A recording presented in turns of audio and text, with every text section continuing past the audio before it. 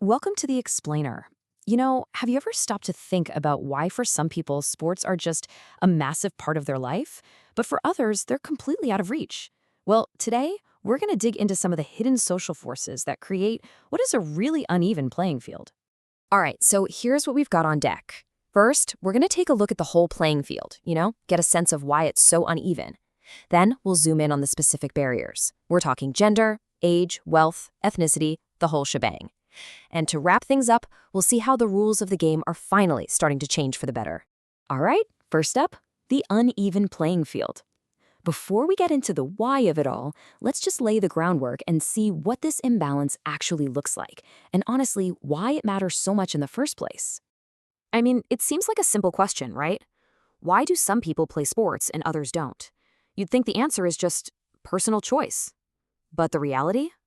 Oh, it's so much more complex than that. The real reasons are often buried deep in social factors that have been around for generations. And these are the big ones. We're talking about 5 key factors: gender, age, your socioeconomic group, ethnicity, and disability. Think of these as gatekeepers. They don't just, nudge you towards certain sports. They can literally decide if you even get a chance to step onto the field at all. Okay, let's dive into our first set of barriers, gender and age. You're going to see how these two things can shape a person's entire athletic life, and it often starts right from when they're a little kid. So, one of the biggest and kind of sneaky barriers is the idea of a stereotype. What is that exactly? Well, it's basically a mental shortcut, a really fixed, oversimplified, and almost always unfair idea about what an entire group of people is like. I mean, just think about it. How often do we hear that some sports are boy sports and others are girl sports? That kind of thinking can really put someone off from trying a sport they might absolutely love. And that pressure, it starts so early. But here's the cool part. Athletes themselves are totally fighting back. Every single day on pitches, courts, and courses all over the world, they're smashing these old, outdated ideas just by showing up and competing at the absolute highest level. So, when it comes to gender, it really boils down to a few key things. Not seeing enough role models in the media, a real lack of fair media coverage, straight-up sexism, and of course, those stereotypes we just talked about. All right, now let's talk about age, because it has its own set of stereotypes, for sure. There's this idea out there that high-energy sports are, just for young people. And that can really discourage older adults from staying active, or, hey, even trying something totally new. But look, sports like lawn bowls are a perfect example of why that's just not true. They show that physical activity and that competitive spirit, that can and absolutely should be something you do your whole life. Age really doesn't have to be the barrier we think it is. Okay, moving on. Let's get into two really powerful forces, wealth and ethnicity.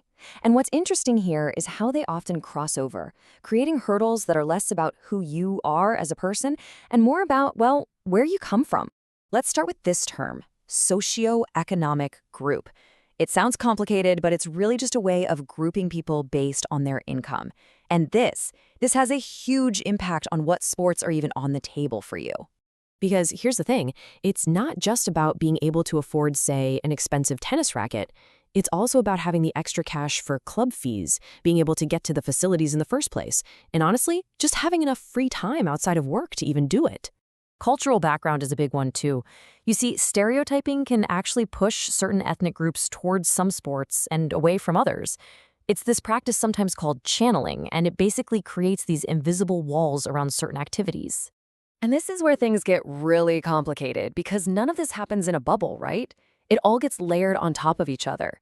You've got cultural influences, religious festivals that might clash with game schedules, and stereotyping, and all of that can run right into the economic problems we just talked about. It creates a really unique and difficult set of challenges for some communities.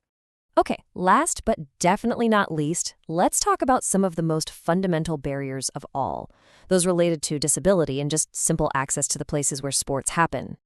And this really is one of the most basic issues.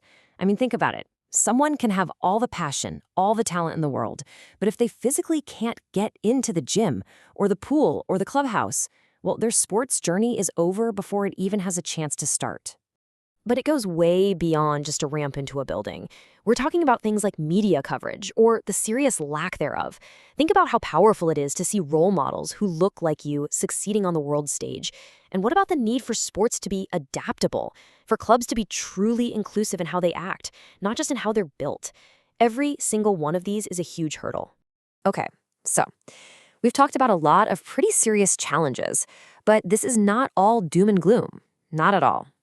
The great news is that real, actual progress is being made to finally start leveling that playing field. And we're seeing this positive change happening all over the place. You've got government programs trying to get older people more active. Schools are creating way more opportunities for girls to play sports like football and rugby. We're seeing more and more inspiring role models from all kinds of ethnic backgrounds, like swimmer Alice Steering. Plus, clubs are starting to offer discounts for people who might not have a lot of money. And of course, there's the massive inspirational effect of the Paralympics. And honestly, you just can't overstate the impact of something like the Paralympics. It has this huge global platform. It showcases just mind-blowing athletic achievements and inspires literally millions of people to get involved in a sport. So, what's the big takeaway here? It's this. Even though all these barriers we've talked about are very real and they're not going away overnight, real positive change is happening. When people in schools, in the media, and in government actually focus their efforts, it makes a genuine difference. And that leaves us with one final thought to chew on. We've seen how all these different challenges are connected, right? So looking ahead, which barrier do you think is the most critical one for us to tackle next, to really create a playing field that's truly level for everyone?